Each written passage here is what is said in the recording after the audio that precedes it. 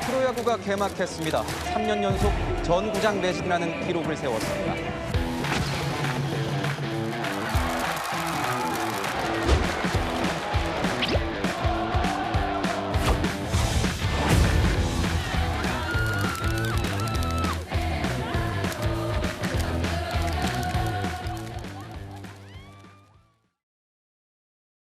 자, 오랜만에 그야말로 밝은 소식입니다. 극본 없는 드라마 2025 프로야구 정규 시즌이 드디어 개막했습니다. 자, 이용재 평론, 올해부터 일단 개막이 벌써부터 기록을 세우고 있어요. 네, 스포츠를 사랑하시는 국민 여러분 안녕하십니까? 2025 KBO 프로야구가 3월 22일 토요일에 개막을 했습니다.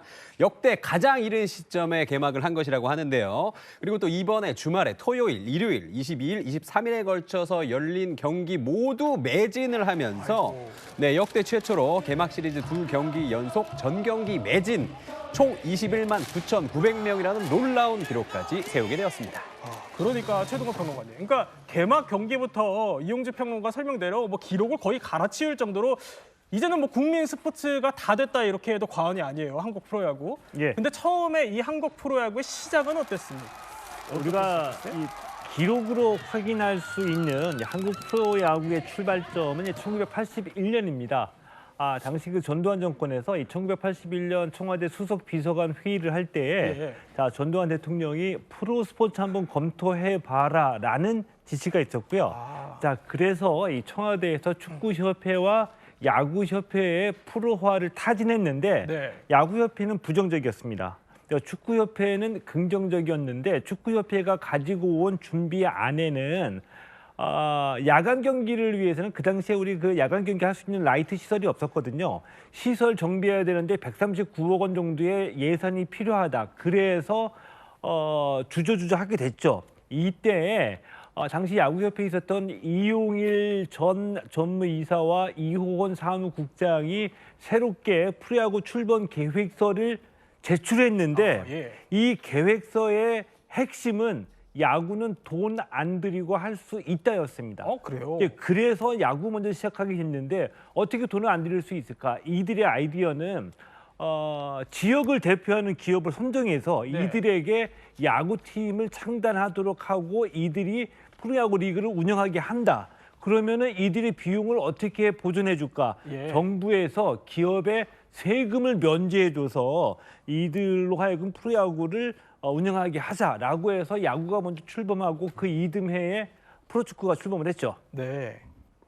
그러니까 이게 재미교포 사업가 홍윤희 씨의 제안으로 지금 처음에 우리 국내에서 이제 프로야구라는 아이디어가 처음 등장한 거는 75년에 재미교포에서 사업으로 큰 돈을 벌었던 홍윤희 씨가 야구협회를 방문해서 우리도 프로야구를 하자라는 아이디어 차원에서 이 계획서까지 제출했거든요. 그런데 그 당시에는 박정희 정권이었었는데 우리는 이 프로야구 아직 할 때가 아니다. 이제 경제개발이 우선이니 프로야구는 아직 때가 아니다라고 이 프로야구를 보를 시켰죠. 그런데 이 홍윤희 씨가 작성했던 이 프로야구 출범 계획서 이것이 그 훗날에 이용일, 이호혼 이 분들이 프로야구 출범을 6개월 만에 준비하게 할 수 있었던 굉장히 중요한 자료가 됐던 것도 맞습니다. 네. 이와 관련해서 퀴즈가 준비되어 있다면서요? 네, 퀴즈 달려보겠습니다. 자, 퀴즈입니다. 우리나라 프로야구는 땡땡 정책으로 태동되었다. 땡땡 무엇일까요? 땡땡 정책. 아까 기업들 얘기하셨으니까 기업 정책 이런 거 아닐까요? 오답입니다. 그래요? 네. 정답은요, 3S 정책입니다. 이게 뭐죠? 네, 3S 정책은요, 보통 이제 스포츠, 스크린, 섹스, 그래서 영화, 성, 스포츠를 이제 필두로 한 이 국민들의 관심을 정치에게서 조금 멀어지게 하는 약간 조금 그런 식의 의도가 있는 정책인데요. 그 당시에 전두환 정부가 이런 정책을 해가지고 그때 이제 뭐 컬러 TV도 있어서 TV에서 재밌는 프로그램도 많았고요. 그리고 또 영화 같은 경우에는 무슨 부인하면서 야한 영화 굉장히 많이 나왔고요. 그리고 또 이런 프로 야구까지 하면서 국민들의 관심이 약간 좀 정치 말고 다른 쪽으로 행하게 하려는 그런 의도가 충분히 있었다라고 볼 수 있겠습니다. 자, 그럼 이렇게 프로야구가 어떻게 출발하게 됐는지 쭉 설명을 해주셨는데 그러면 프로야구는 어떻게 국민들의 마음을 사로잡은 걸까요? 아무래도 뭐 라이벌 라이벌 구도가 있어야지 스포츠가 살아난다 뭐 이런 이야기들이 굉장히 많은데요. 예. 스포츠는 드라마고 드라마는 스토리고요. 그리고 좋은 라이벌 관계는 이 스포츠 드라마의 핵심이라고 볼 수 있습니다. 한 예로요. 지금 뭐 잠실구장 같은 경우에는 뭐 LG 트윈스와 이 오비 베어스였죠. 그 당시에 네. 오비 베어스가 이제 한 지붕 두 가족. 그렇죠. 사실 이게 유교관에서는 이게 있을 수가 없는 일이잖아요. 그래서 네. 많은 분들이 이제 관심을 또 가지게 되었고요. 그리고 또 그 당시에 뭐 제과계 라이벌이 있었습니다. 해태와 롯데. 그래서 많은 분들이 야 누구 과자가 더 맛있는지 몰라도 누구와 야구 더 잘하는지 우리가 볼 수 있지 않을까? 뭐 이런 마음에서 많은 분들이 또 이 라이벌 구도에 많은 관심과 사랑을 또 주셨습니다. 역시 뭐 드라마도 그렇고 스포츠도 그렇고 라이벌 구도가 있어야지 가장 재밌는 것 같은데 자, 이 라이벌 구도 그래서 오늘은요 라이벌 구도를 중심으로 프로야구의 인기 요인을 한번 알아보려고 합니다. 먼저 첫 번째 라이벌은 바로 이분들입니다. 자, 김봉현 선수 대 이만수 선수. 저희가요 이 자리에 바로 저 최초의 라이벌로 선정한 대한민국의 프로야구의 살아있는 레전드 해태 타이거즈의 김봉현 전설 저희 모셨습니다. 네, 안녕하십니까? 안녕하세요. 예. 김봉현입니다. 네. 참 너무 모시기 어려운 분이셔서 저희가 이렇게 또 얘기를 나누는 것 자체가 너무 영광인데 자, 한국 프로야구사의 최초의 라이벌로 저희가 두 분을 선정했습니다. 일단 소감이 어떠신지요? 글쎄요, 야구 전체로 봤을 때는 저는 이만수 선수가 저한테 라이벌이라고 생각을 안 했는데 아, 그래요? 갑자기 이렇게 100호 홈런이라는 것이 서로 그 라이벌로 이렇게 경쟁이 붙기 시작을 해가지고 네. 이만수 선수가 나하고 라이벌이 됐었는데 사실 그 100호 홈런 때문에 굉장한 제가 스트레스를 많이 받았던 시절이었습니다. 아, 그래요? 결국 내 이만수 선수한테 졌지만은 네. 속이 후련했다라고까지도 표현을 했을 정도로 그 100호 홈런 때문에 상당한 수모를 좀 겪은 경험이 있습니다. 어느 정도로 스트레스 받으셨어요, 당시에? 그러니까 일반 팬들께서는 전부 다 너도 나도 김봉현 선수가 100호 홈런 당연히 먼저 칠 줄 알았을 네. 것이다는데 제가 100호 홈런에서 98호, 99호까지는 갔는데 그다음부터 스럼프에 걸려요. 그러니까 뭐 이만수 선수 자꾸 하나씩 차가 올라오고 그리고 내가 이만수 선수하고 홈런 경력 100호 홈런 때문에 야구 이렇게 스트레스를 받아야 되나 그러니까 마침 이만수 선수가 100호를 쳤어요. 네. 잘 됐다. 라이벌도 차라리 잘 없어졌다. 이제. 그래서 이만수 선수한테 축하 그 전화도 했습니다마는 그 라이벌 구도가 100호 홈런으로 이루어진 것이 프로야구의 한 장이 되지 않았나 이렇게 생각합니다. 근데 제가 한 이만수 선수 다른 영상에서 보니까 오히려 그 김봉현 선생님께서 기다려줬다 그렇게 말씀하시기도 하더라고요. 그런데 본격적으로 자 저희가 이 최초의 김봉현 대 이만수 라이벌 얘기를 해보려고 합니다. 일단 프로야구 원년부터 말씀하셨던 것처럼 홈런왕 타이틀을 두고 굉장히 경쟁이 치열했어요. 예, 그렇습니다. 뭐 이 김봉현, 이만수 하면 이제 프로야구 초창기서부터 예. 80년대를 대표했던 한국 프로야구의 홈런 타자라고 할 수가 있습니다. 자, 그런데 우리 이 김봉현 뭐 이 교수님이 네. 자, 이만수는 나의 라이벌이 아니야라고 자신할 수 있는 그 근거는 뭐냐라고 예. 물어보면 이만수는 한국 프로야구 1호 홈런의 주인공이거든요. 자, 그런데 출범했던 첫 해의 홈런 왕은 바로 이 김봉현 교수님이십니다. 네. 자, 그리고 이 100호 홈런 할 때도 이 100호 홈런 굉장히 극적이었었거든요. 이제 85년까지 김봉현 78개, 그리고 이만수 85개였습니다. 그리고 이제 86년 시즌에 들어가면서 누가 100호 홈런을 먼저 기록하느냐 할 때 모두들 초미의 관심사였었는데 네. 이만수겠지 생각을 했었었죠. 자, 그런데 놀랍게도 86년에 이 김봉현 교수가 홈런 21개를 몰아칩니다. 단번에 99개까지 갔거든요. 정규 시즌 한 달을 남겨놓고요. 그리고 그때 이만수는 95개였었는데 갑작스럽게 슬럼프에 빠지죠. 한 달 동안 홈런 추가가 없었습니다. 그리고 100호 홈런의 주인공은 이제 이만수가 됐는데 이만수와 김봉현은 6년 터울이거든요. 네. 이미 30살 때 프로야구에 첫 발을 디디셨고요. 한창 전성기를 누릴 때 이만수는 프로야구 데뷔했기 때문에 조금은 좀 지는 해 이런 격에 프로야구를 맞은 지 약간 좀 불안한 면도 있었죠. 네. 그런데 저희 뭐 사전 취재 때도 말씀을 해주셨지만 이만수 선수보다 일단 내가 한 수 위다 이렇게 얘기를 하시는데 선생님 본인께서 이렇게 말씀하시는 자신감은 어디서 좀 나오셨을까요? 이미 제가 대학교 1학년 때부터 실업야구 국가대표 선수를 경력적으로 봐서는 이만수 선수는 저한테는 게임이 안 됩니다. 네. 이미 대학교 1학년 때 노히트 노런을 기록하고 그리고 무슨 3연 타석 홈런이 예. 홈런왕이라는 타이틀을 놓쳐본 적이 한 번도 없고 훗날 프로야구가 생기면서 갑작스런 전성기를 맞이하는 김성환, 이만수 이런 선수들이 나오고 라이벌이 된다는 것이 저는 네. 조금은 자존심이 좀 상했었는데 예. 이 100호 홈런이 갑자기 두각이 되다 보니까 100호 홈런이 야구를 누가 더 잘하느냐 이렇게 평가가 되더라고요. 네. 거기에서 조금은 좀 실망을 했는데 차라리 빨리 이만수 선수가 100호 홈런 친 것이 저한테는 오히려 경기에서 상당히 후련했다라고 네. 표현을 했었습니다. 저희가 뭐 이만수 선수님을 여기 모시지 못해서 사실 또 반론을 들을 수는 없는데. 충분히 제가 여기 설명하는 거에 대해서 의의를 타지 않을 것입니다. 이만수 선수는. 많이 언급하셨어요 그동안. 그렇습니다. 그런데 자 이런 말씀도 하셔요. 당시에 뭐 안 그런 척 하셨다고는 하는데 이만수 선수가 홈런 하나를 칠 때마다 속이 부글부글 하셨다면서요? 지금같이 프로야구가 매 경기장마다 이렇게 텔레비 중계를 하고 예. 그런 시절이 아니었습니다. 이렇게 운이 좋아가지고 텔레비 중계하는 날이 이렇게 걸리고 그런 날이 그렇기 때문에 상당히 인기는 좋았으면서도 이 팬들한테 얼굴을 많이 비치지 못했거든요. 네. 근데 이만수 선수 홈런 하나 치는 것은 굉장한 리액션이 커요. 그야말로 이 선수들이 조금 이렇게 부럽다기보다는 예. 야 저렇게까지 하면 좀 비아냥될 텐데 예. 이런 것 때문에 오히려 김봉현 선수를 조금 응원했던 그런 기억이 남는데 훗날 이만수 선수는 뭐 기록도 많이 가지고 있습니다만은 좀 불행하게도 해태하면은 우승 팀. 근데 삼성 이만수 선수는 우승을 못 해본 선수. 거기에서 차이를 굉장히 많이 느꼈을 것입니다. 아 그러셨군요.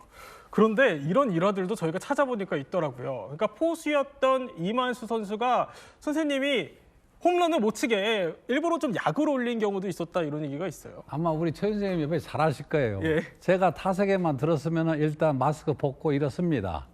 자, 이 선수를 우리가 어떻게 요리를 해야 되느냐. 도대체 볼을 어디다 던져야 못 칠 수 있느냐부터 예. 시작을 해서 욕만 안 했지 별의별 수학 오직 하면 내가 일어나서 방망이로 마스크를 때리면서 주심한테 타임.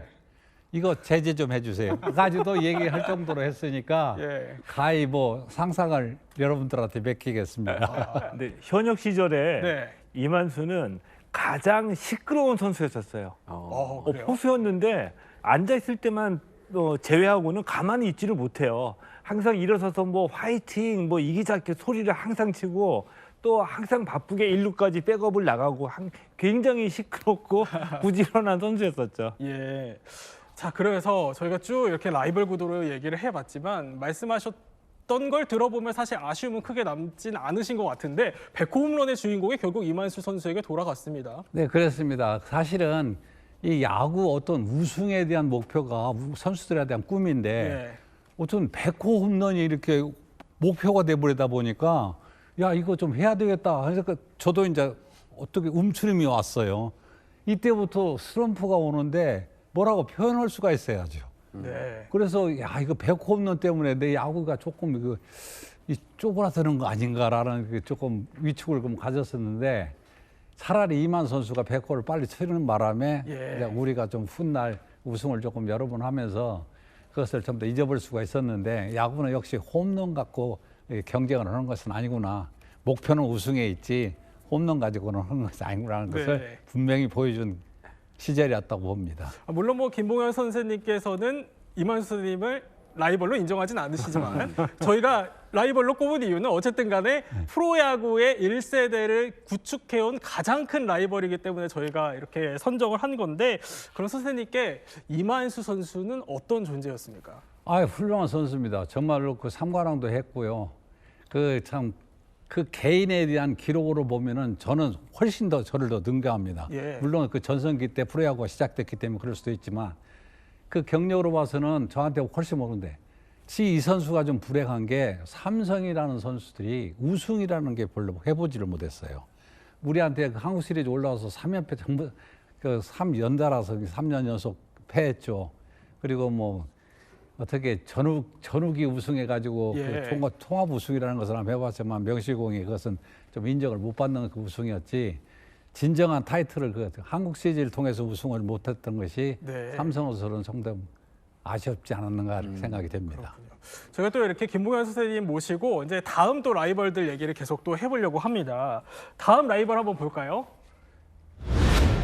자, 한국 프로야구사의 가장 전설적인 라이벌 바로 무등산 폭격기 선동열 선수와 무쇠팔 최동원 선수입니다. 이용주 평론가, 일단 두 사람 영화로도 나올 많고 굉장히 뜨거운 라이벌이었잖아요. 네, 맞습니다. 야구는 몰라도 이 두 선수는 안다는 국민들이 굉장히 많을 정도로 그동안 영화도 많이 나왔고요. 예. 웹툰도 많이 나왔고 근데 사실 미디어에 많이 나왔습니다. 근데 사실은요. 이 두 선수가 이 야구의 신이 한국 프로야구에 내린 두 선물이자 축복이라고 볼 수 있을 정도로 이 둘의 이 라이벌 구도가 이 한국 프로야구를 이제 성장시키는 데 굉장히 큰 밑거름이 됐거든요. 네. 일단 재밌는 게요. 이 두 선수가 정말 많이 달라요. 완전 그냥 모든 게 다 반대입니다.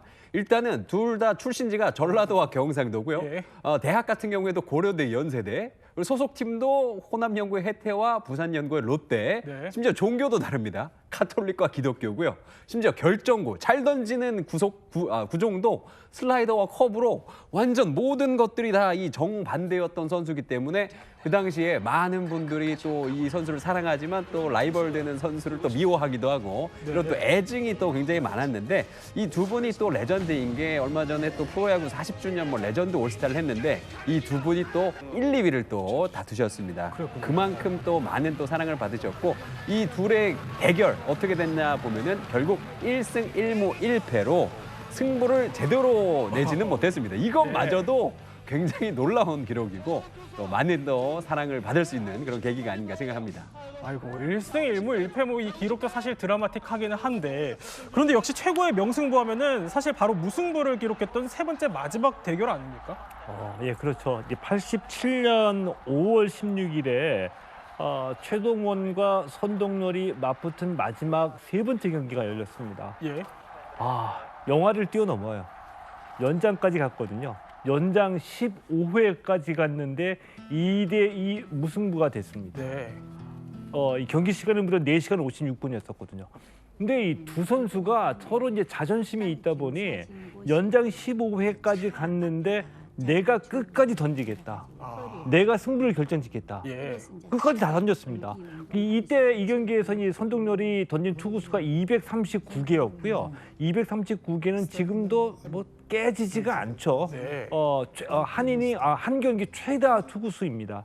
그리고 최동원은 209개를 던졌고요. 자, 그리고 마치 어떤 신도 네. 두 선수의 우열을 가리기가 어려운 것처럼 예. 1차전 선동열 1대0 완봉승, 2차전 최동원 2대0 완봉승.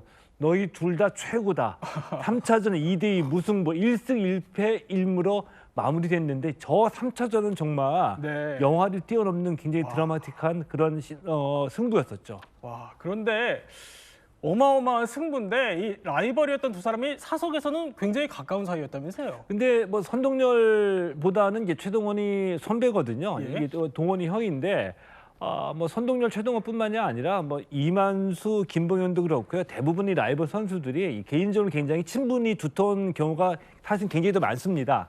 그 5월 16일 3차전이 끝나고 난 뒤에 그 다음에도 이제 경기가 벌어지니까 운동장에서 만났습니다. 그때 최동원이 동생 선동열에게 얘기를 하죠.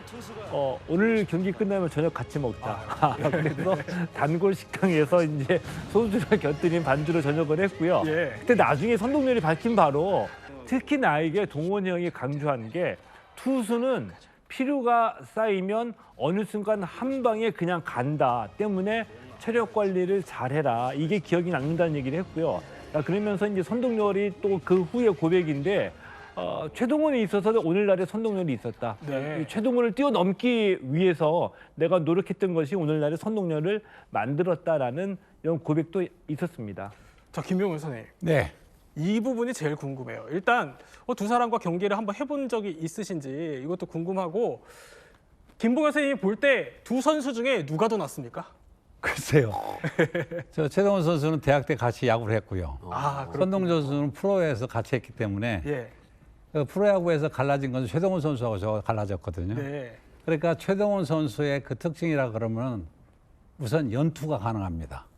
그러니까 대단한 그 특징을 가진 선수 중에 하나가 볼을 여러 가지 던져요. 네. 뭐 직구는 말할 것도 없이 몸쪽, 바깥쪽, 슬라이더, 커브 뭐 다양한 구질을 갖고 있는 반면에 선동열 선수는 조금 단조롭죠. 직구, 슬라이더. 예. 근데 그 위력이 대단합니다. 그러니까 누가 잘한다, 못한다를 떠나기 전에 각자의 특징들을 사는 우리나라의 최고 선수들이 예. 아닌가. 비교하자면은 나는 최동훈 선수가 상대방 투수였기 때문에 조금 어려운 투수였고 네. 최동훈 선수는 경기를 안 해봤기 때문에 예. 그런 것을 잘 모르고 이제 이런 것을 좀 평가를 할 수가 있는데 이 최동훈 선수의 4연승의 한국 시리즈 MVP라는 예. 것은 정말 그 누가 앞으로도 그 기록을 깰 수 있을까라는 것은 아마 전무후무하지 않을까 또 네. 생각도 해봅니다. 그러지만 조금 조심스럽지만 시청자분들을 대신해 한 번만 더 여쭤볼게요. 어허. 최동원 선수랑 성동열 선수 중에 그래도 한 명 꼽는다면 누구? 저는 최동원 선수를 좀 꼽습니다. 왜냐하면 그 볼의 그 다양성과 예. 연투의 능력 그리고 최동원 선수가 결국 그 좀 해피엔딩이 못 됐는데 예. 선동열 선수가 존경스럽다 할 정도. 그리고 최동원 선수가 선배지만은 참 존경스럽다 네. 후배지만 이럴 정도로 서로 이렇게 정말 대단한 실력자들이 아니었는가라는 평가를 하고 싶습니다. 네, 말씀하시면서도 눈에 좀 눈물이 맺히시는 것 같은데 사실 또 최동원 선수가 안타깝게도 2011년에 세상을 떠났습니다. 예, 이 최동원은 한마디로 불운했다라고 할 수 있습니다. 예. 뭐 최고의 실력을 보여준 선수이긴 했지만 흔히 그 무쇠팔 최동원이라고 얘기하는데 저는 이 무쇠팔이라는 수식어가 맞지 않는다고 봅니다. 무쇠팔 그냥 운동 선수가 운동만 잘하는 고통을 참고서 공만 잘 던지는 그런 기계처럼 잘 던지는 그런 정도의 최동원이 아니었었거든요. 네. 근데 시대를 너무 앞섰기 때문에 연투에 혹사를 당했죠. 예를 들면 고등학교 때 이 최동원 선수가 노히트 노런을 세웠거든요. 노히트 노런을 세웠는데 다음 날 경기에서 또 등판해서 8회까지 또 노히트 노런입니다. 예. 그러니까 17이닝을 노히트 노런을 기록했다는데 노히트 노런에 주목하지만 17이닝을 던졌고요. 한국 시리즈 7번의 경기에서 4승을 기록했다는 것도 주목하지만 4번이나 등판했다는 거 이거 혹사이거든요. 근데 그럼에도 불구하고 최동원 선수 스타임에도 무명의 선수들의 어떤 복지를 향상시키기 위해서 노력을 했고요. 그래서 현재의 그 프로야구 선수 노조와 같은 이 선수협의를 만들기도 했습니다. 이 일 때문에 롯데에서 방출당해서 보복성으로 삼성에서 선수 생활을 마치기도 했는데요.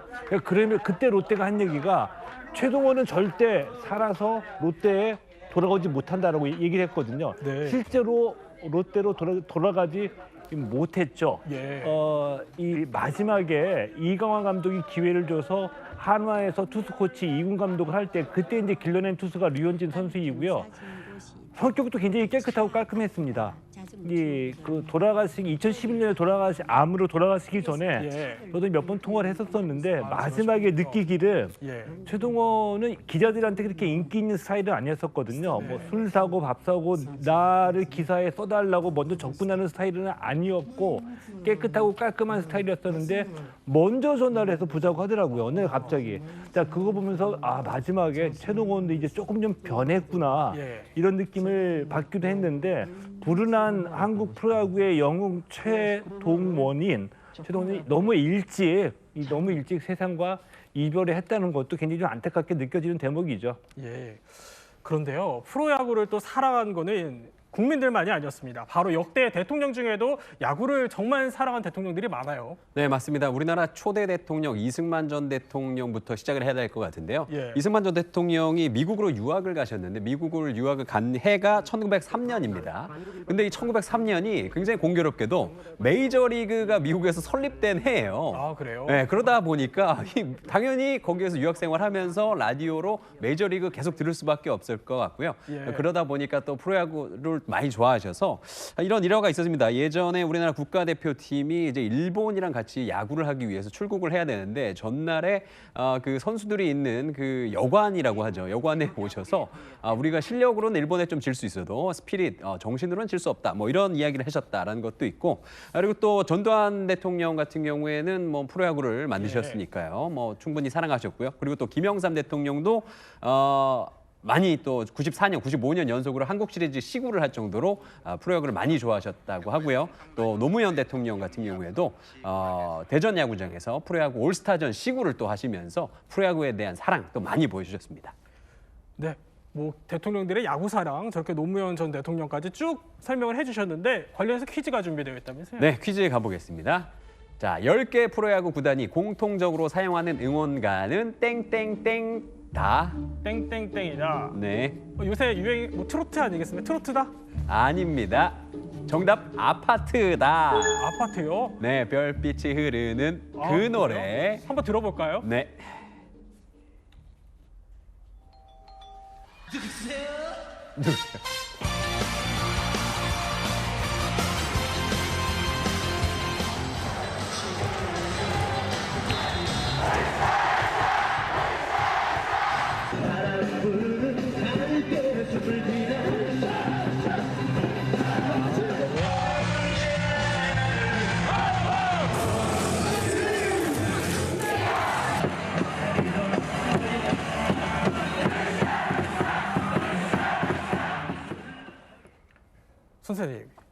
선생님 시절의 응원가랑 좀 분위기 다르죠? 지금은 상당히 체계가 잡혀 있는 응원을 하고 있잖아요. 예. 그런데 우리 때는 우리 같으면 해태는 목포의 눈물이 응원가였습니다. 그러니까 도저히 운동장에서 맞지 않는 노래 가지고 우리 그 전라도의 그 상징하는 노래를 찾다 보니까 목포의 눈물밖에 없었고 네. 그 다음에 이제 비 내리는 호남선 이제 그렇게 했는데 지금이야 뭐 여러 가지로 뭐 많이 나옵니다만은 우리 때는 조금 슬픈 노래가 응원가를 했다는 것도 참 아쉬운 부분입니다. 선생님께 끝으로 마지막 질문을 드리겠습니다. 선생님에게 프로야구란 뭡니까? 저한테는 김봉이라는 인간을 완성해 준 작품이 야구다라고 이렇게 얘기하고 싶습니다. 네, 김봉현이라는 사람을 만들어준 작품이 야구다라는 설명까지 해주셨습니다. 그런데요, 조금 전에 속보가 하나 들어왔다고 합니다.